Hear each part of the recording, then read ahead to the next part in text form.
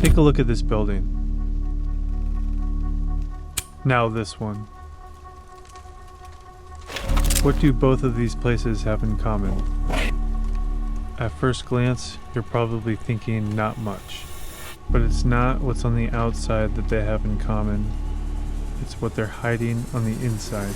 Back in 2022, I was walking back to my car when I spotted this strange, windowless, beige box of a building behind me. It caught my eye not because how ugly it looked, but just how out of place it seemed, especially in a city like Los Angeles with some of the most expensive real estate in the world. So I did what anybody would do when trying to find an intelligent answer to a question. I took a picture of it and put it on Reddit. Immediately, I got a slew of explanations saying things like it was a storage unit for people from Portland, or some NSA shit. Another person even suggested it was Jared Leto's house. And although it's possible that Jared Leto lives here, I highly doubt it. But there was one comment that stood out to me. It's an oil pump, rig, or whatever it's called. There's a lot all over LA disguised as buildings, which turns out to be the truth.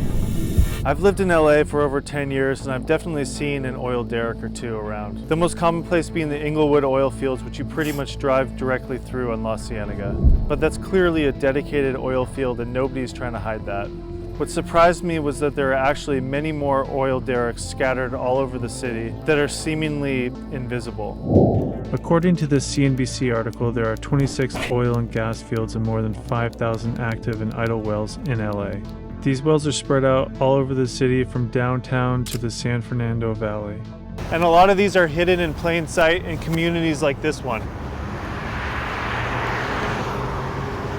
Nestled in a quiet, largely Orthodox Jewish community just south of Beverly Hills, the Cardiff Tower was built by Occidental Petroleum in 1966 and was designed to blend into the community as a synagogue. But in fact, its real purpose is to conceal an active oil drilling site containing 40 functioning wells. And not too far away, until recently, the Tower of Hope stood. A controversial 165-foot oil derrick on the grounds of Beverly Hills High School. For years, this oil well actually provided much of the school's annual operating budget, but in more recent times has been reported to be the cause of some major health issues for students and others living in the area. But if you were just passing by, I bet the average person would barely even suspect what this building was for. To grasp this phenomenon of urban oil drilling, we have to go back to the 1890s when Los Angeles was just a sleepy town of around 50,000 people on the cusp of experiencing one of the largest oil booms in history. From the dawn of history, mankind has revealed an unconquerable urge to improve his lot. Throughout many centuries, man was unprepared to see the potential servant in a substance that occasionally seeped from the earth's crust, oil. This was the wild west of oil extraction, with a bounty of easily accessible oil just seeping out of the ground and no understanding whatsoever of the health impacts of oil drilling. There were virtually no environmental regulations until 1915, so for close to 20 years, this created a true free-for-all, where as long as you had the capital and the mineral rights, you could drill wherever you wanted, and many did.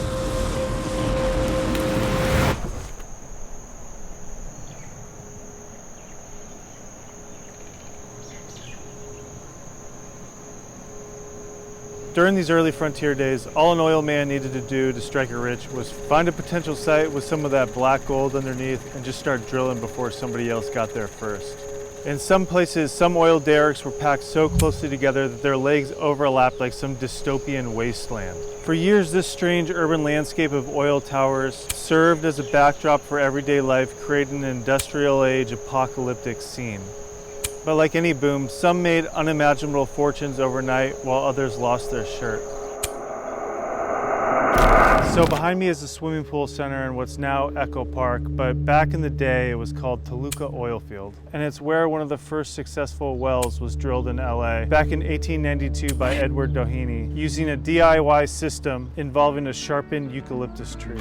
Enterprising pioneer oilmen who could not obtain steam drilling equipment rigged up ingenious but primitive mechanical devices known as spring poles to drill their wells. Of course, drilling with this improvised cantilever was painfully slow. According to legend, a down-and-out Doheny had recently returned to LA after a financially devastating attempt to find oil near San Diego.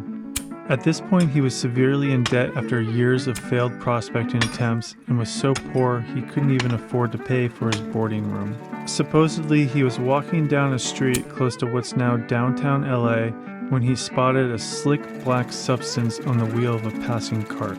As casually as possible, he convinced the driver to show him exactly where they had come from. And Doheny was led to this area behind me where black tar was seeping from the earth onto the street. Shortly after, he convinced an old business partner to loan him $400 so he could obtain a lease to drill on the location. Long story short, Doheny's instincts paid off and he struck it rich right here on this site.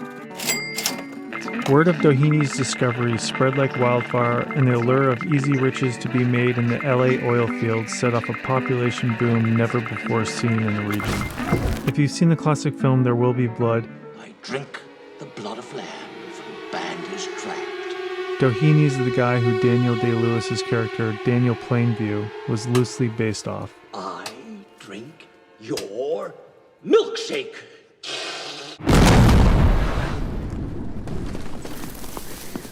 Fast forward to 1930, California was responsible for a quarter of the world's oil output, and LA now had a population of 1.2 million, with a diverse and thriving economy.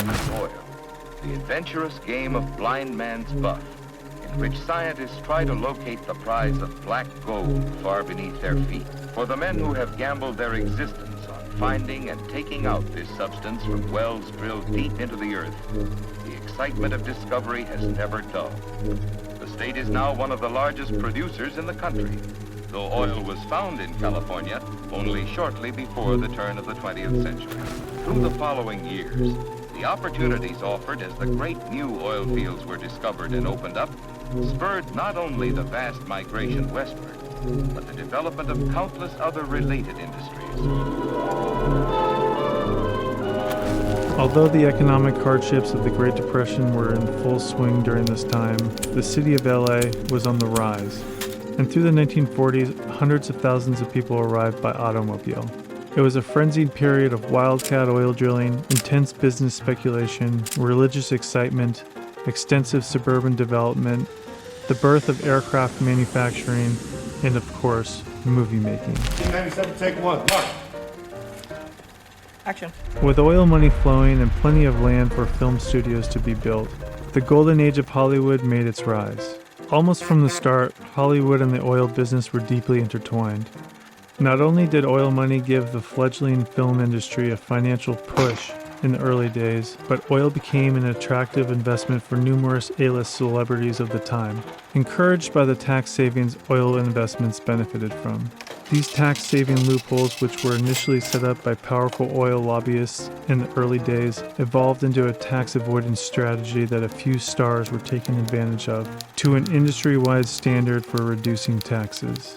In addition, many oilmen reciprocated by investing in Hollywood films, either to profit from blockbusters or write off money lost on flops against their high oil earnings. The tax break in the oil industry provided so lucrative that top-earning celebrities of the time like Jimmy Stewart, Frank Sinatra, Bing Crosby, and Bob Hope all made significant fortunes on their oil investments, initially set up as tax deductions to shelter their Hollywood income. Even Howard Hughes got in on the action, first leveraging his family's fortune, made supplying tools for oil drilling to fund his early films and make a name for himself as a director.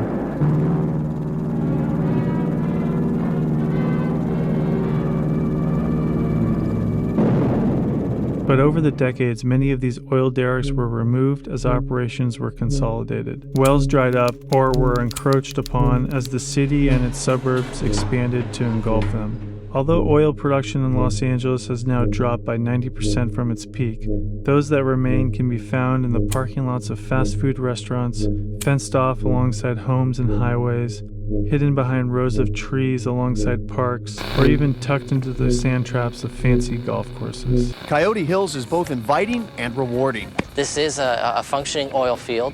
Of course, they're green in color, and depending on the time of the day, The oil derricks will be there going up and down. Many, like the Cardiff Tower and this one behind me, are wrapped in facades to look like nondescript office buildings and are acoustically sound dampered to not make much noise in places like neighborhoods. This unique mix makes LA one of the largest areas in the country to combine thousands of active oil wells in an area amongst a dense population of over 12 million people. But although LA's peak oil boom years are a thing of the past, the city is still dealing with the fallout from years of unchecked drilling. When you look at pictures like these, only a fraction of these wells scattered across the landscape are still in use. Once an oil well is tapped out and no longer in operation, it needs to be sealed correctly in a process called well plugging, which usually involves pumping a bunch of cement into the old well in order to avoid toxic greenhouse gases like methane and other chemicals from leaking out. It might sound easy, but to do this properly, it's extremely costly and can be a complex task. But oftentimes, after an oil well has been used up for all it's worth, operators ditch out on the cleanup bill. Many wells, especially in the early days of unchecked drilling, have become orphan wells, meaning that there's no longer an owner or company that state regulators can hold responsible for them. Many of these wells aren't capped properly, if at all. Like this one that was discovered in Echo Park several years ago, that was simply covered with a concrete slab and was emitting dangerous gases. In extreme situations, these wells can also cause explosions like the one that was caused at this Ross store in 1985, injuring 23 people. Although rare, this blast reflects the dangers of a city underlain by thousands of decaying oil wells in various states. According to the LA Times, the state of California estimates that there are more than 5,300 idle wells across the region that are likely orphaned, including about 1,400 in LA. Combined with the fact that years before any regulations were in place, it was common for well operators to fill decommissioned oil wells however they saw fit, often filling them with debris and trash. For example, this orphan well, which was next to someone's house in Echo Park, costed over $1 million to plug.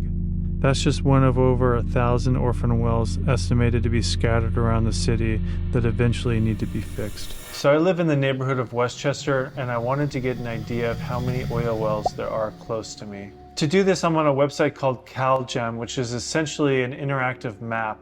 Anyone can visit to see where every documented oil well in LA is located. Every point on here is where an oil well currently is or used to be before it was decommissioned.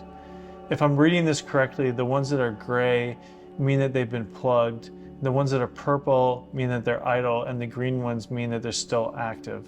Another interesting thing about this website is you can click on any of these well icons and download the well records. A lot of these look like they're currently under people's houses or roads, but I'll just take a look at this one that was on the beach at one point. So I pulled up the well records for this particular well number 2, and it looks like there was paperwork submitted to abandon the well around August of 1940. It looks like they filled it with cement and capped it off. So in this particular well, there's over 33 pages of paperwork, and I found the intention to drill that was submitted November 1930, and it describes everything they used to drill it, the process, and it's pretty descriptive. One interesting piece of paperwork here in July 1932, there's kind of a performance description, and it talks about how the well was drilled to a depth of around 6,000 feet without any mishaps. It says it produced clean oil and came in on or about October 4th, 1931. After producing for about 30 days, the well was destroyed by fire. The tubing dropped in the well during the fire and had to be fished out. And up to this day, on July 14th, 1932, it produced approximately 300 barrels per day of clean oil. Now, around this time when this well was registered in 1930, this oil field in Venice oil field, was one of the top producers in Los Angeles, and probably the United States for that matter. Looking over this paperwork, it's kind of like looking at a piece of history. Now, let's check out what remains of this well number 2 today.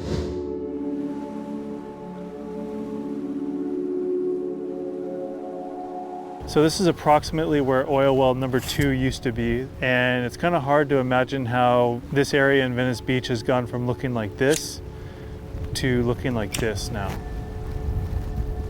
I looked around and I don't see any remnants now of the oil wells that used to be scattered around this area, much less the one that we're looking for. If the location on the map is correct, my guess is that the well we're looking for is capped somewhere on this beach or under one of these houses and is no longer visible, much like the hundreds of other wells that were dug here back in the day and that have since been capped and buried and built over by what's now houses. By 1932, many of the wells in the Venice Beach oil fields had dried up and oil extraction in this area had dropped significantly. It was a good run for oil speculators in the area, but a short one. By the tail end of 1942, close to 50 million barrels of crude oil had been taken from the shoreline here. And with the wells running dry, the unsightly oil derricks were being removed as the population grew and people wanted their beach back. By 1972, nearly all of the wells here had been capped, and by the early 90s, the field was completely dry. Supposedly for a time after which every oil derrick was removed here, there was one lone oil derrick remaining in operation, somewhere around this area that was camouflaged to look like a lighthouse. But I was unable to find where this was located or even any pictures of it, so I'm not 100% sure that this actually existed. Although I have to say a lighthouse is pretty creative camouflage when it comes to hiding an oil derrick. There's one area not too far from here that has taken this concept of camouflaging oil operations to a whole new level, and this one is still alive and well.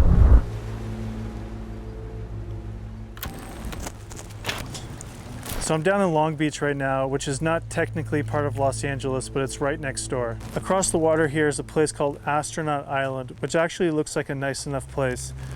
There's palm trees, nice landscaping, something over there that looks like an apartment complex. From here, it actually kind of looks like a resort, but in reality, it's strictly off limits to the public. And why is this, do you ask? Because just like a movie set, everything you see here is fake. Of course, the trees, the plants, and the buildings are all real, but this is all a facade to hide what's really going on inside. In fact, this isn't even a natural island. It's completely man-made for the sole purpose of extracting oil. Boasting palm trees and a sound mitigating landscape.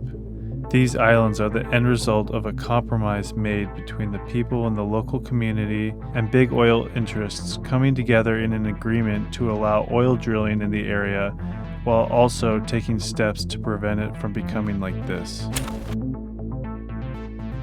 The developers even went as far as to hire the architect responsible for designing the artificial landscape in Disneyland, almost completely obscuring the true nature of what's really going on inside.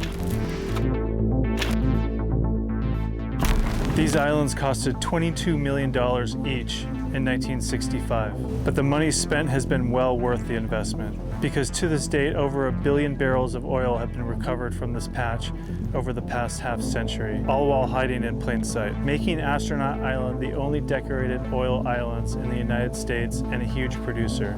I think it's safe to say that oil drilling in LA has come a long ways, from the freewheeling days of this to this.